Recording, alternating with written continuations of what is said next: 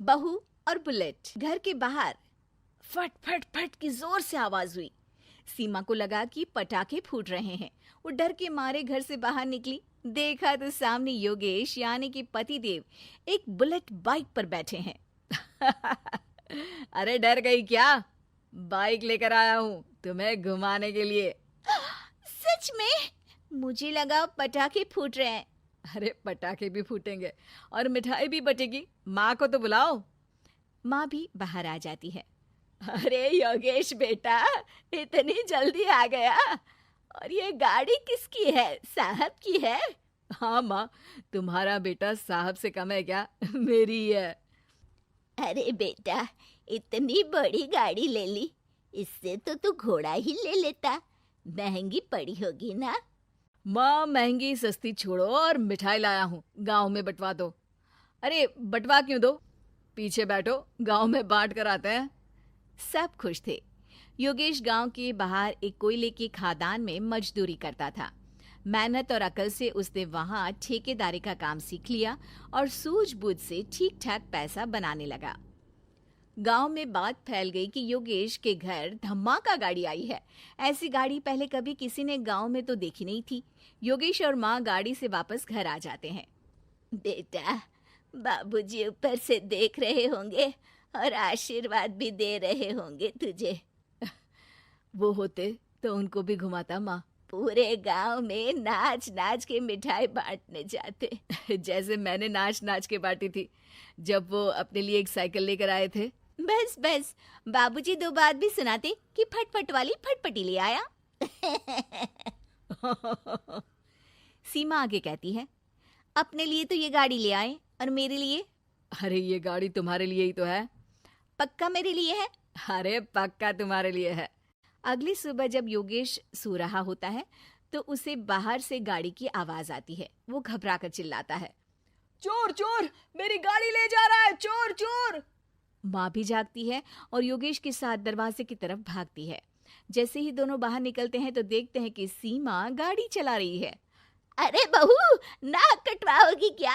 ये क्या कर रही हो? अरे गिर जाओगी, ये क्या कर रही हो तुम? सीमा गाड़ी को रोक कर कहती है, सारे गांव में घुमा लाई, कहीं नहीं गिरी। क्या? सारे गांव में घुमा लाई? अरे लोग क्या कहेंगे बहू? सोचा क्या एक बार? यही कहेंगे कि कितनी अच्छी गाड़ी है। अरे तुम्हारे बारे में।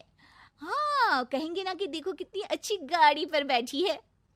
बहू गाड़ी रखकर योगेश और सासू माँ के पास जाती है।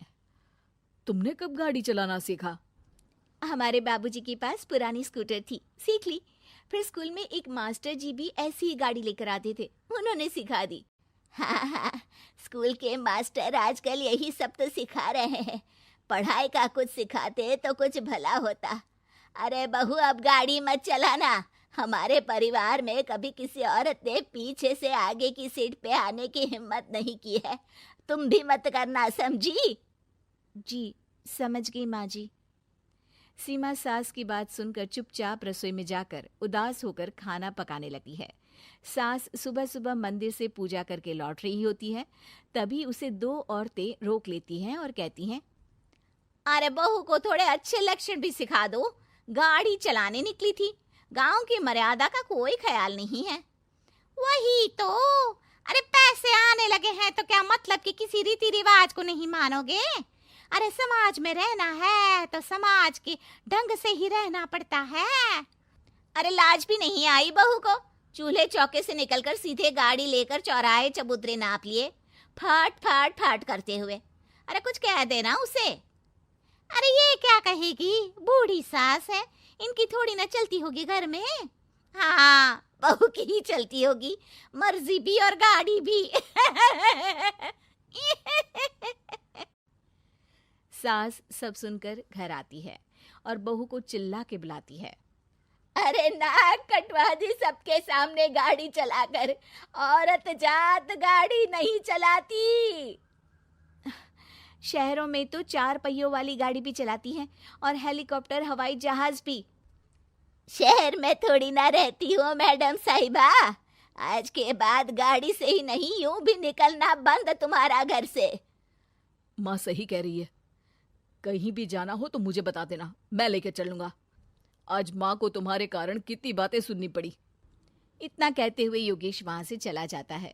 बारिश की वजह से कारखाने के रोड पर कीचड़ रहता है, इसीलिए योगेश गाड़ी घर रख कर जाता है और किसी से लिफ्ट लेकर कारखाने पहुंचता है ताकि नई गाड़ी गंदी ना हो। लेकिन शाम को इतनी तेज बारिश होती है कि उसे वापस आने का कोई साधन ही नहीं मिलता। बारिश बढ़ती जाती है। रात के 11 बज जाते हैं। रास्ते में एक नदी का ब्रिज है। अगर उस पर पानी आ गया तो योगेश कारखाने में ही फंस जाएगा। पूरी रात भूखे प्यासे बितानी पड़ेगी। घना अंधेरा, बिजली की कड़कड़ाहट और तेज बारिश। राजेश डर भी रहा था, ठंड से कांप भी रहा था। तभी उसे रोड से आती हुई एक रोशनी दिखती है। वो देखता है कि उसके सामने एक बाइक आकर खड़ी हुई है। वो ऊपर वाले को धन्यवाद देकर उस बाइक वाले आदमी की तरफ बढ़ता है, पर पास जाकर देखता है तो भौचक्का रह जाता है। सीमा, तुम यहाँ इतनी बारिश में गाड़ी पर? पहले बैठो तो, नदी ब्रिज पे आ जाएगी तो जाना मुश्किल हो जाएगा। योगेश गाड़ी के पीछे बैठता है। सीमा गाड़ी चला रही है। मैंने तो तुमको पहचाना ही नहीं। गाड़ी की आवाज तो पहचानी होगी ना। अरे पर मुझे नहीं पता था कि तुम आओगी।